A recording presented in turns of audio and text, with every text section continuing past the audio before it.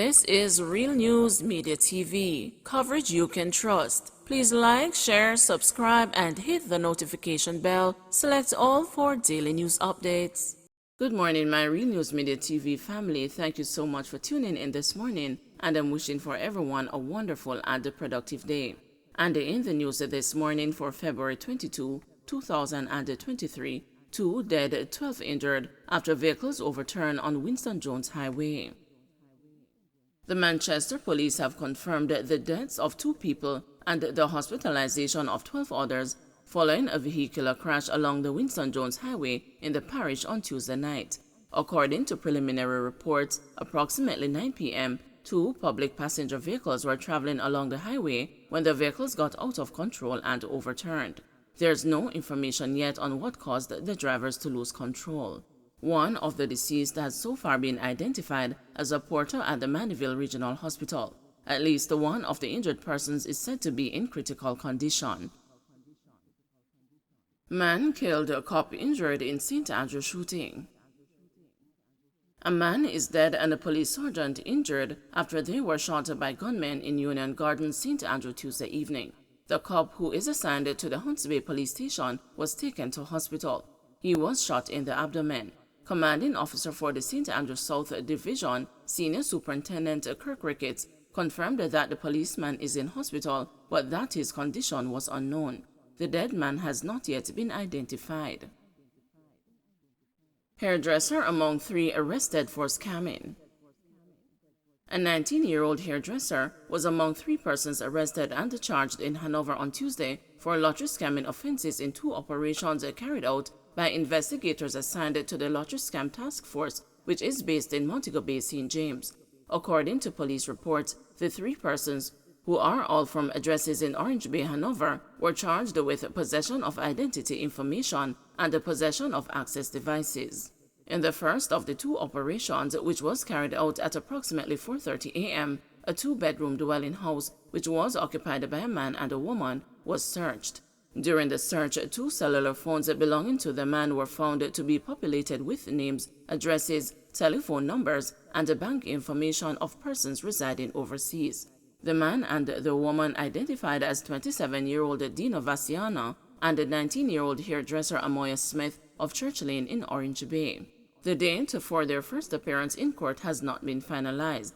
Later, about 9 a.m., 27-year-old Calvin White, an auto repairman of Wharf Road in Orange Bay, was arrested and charged following an operation at his home.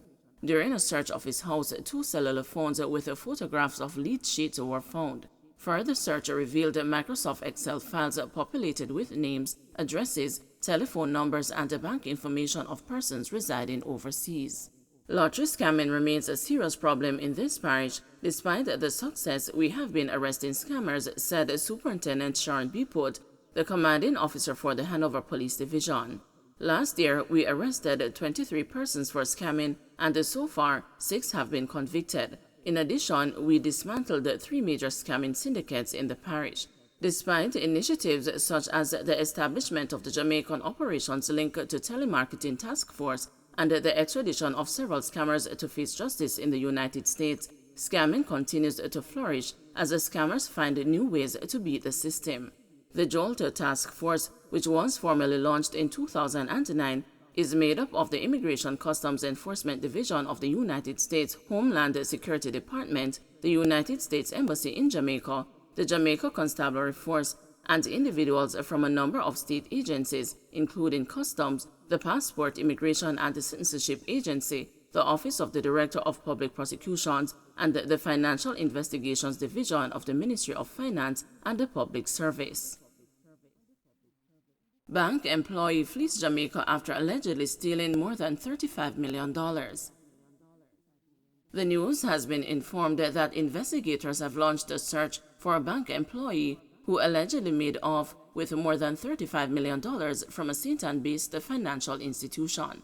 It's understood that the employee loaded the cash into a bag and walked out of the institution after telling her supervisors that she was heading for lunch. When she failed to return from lunch, a probe by the bank revealed that millions of dollars from its vault had gone missing. It was later discovered that the bank employee had fled the island after boarding a flight for Canada. Two men gunned down in Granville St James. Two men were shot and killed Tuesday afternoon in Granville St James, the police have confirmed. Reports are that the men were ambushed while seated in a car in a plaza in the area. They remain unidentified, however sources say they are from the neighboring community of Tucker. Local government elections are postponed until February 2024. Jamaicans are now expected to choose their local government representatives on February 28, 2024.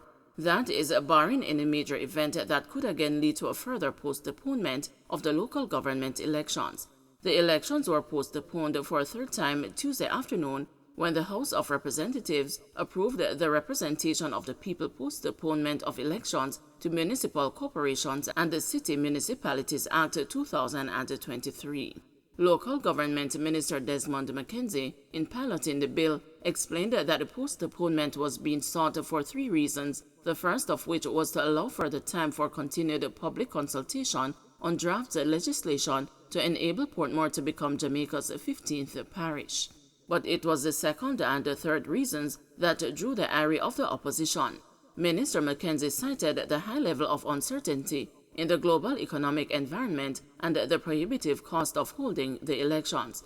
Where global economic uncertainty is concerned, Mr. McKenzie suggested that having an election at this time would carry a significant risk.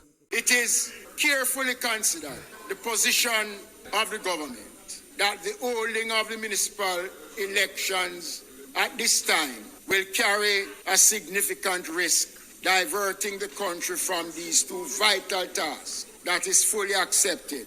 Madam Speaker, the elections is of importance. However, the government is seeking a little more time to ensure that the significant expenditure that elections required will be effectively managed alongside other priorities in the economy.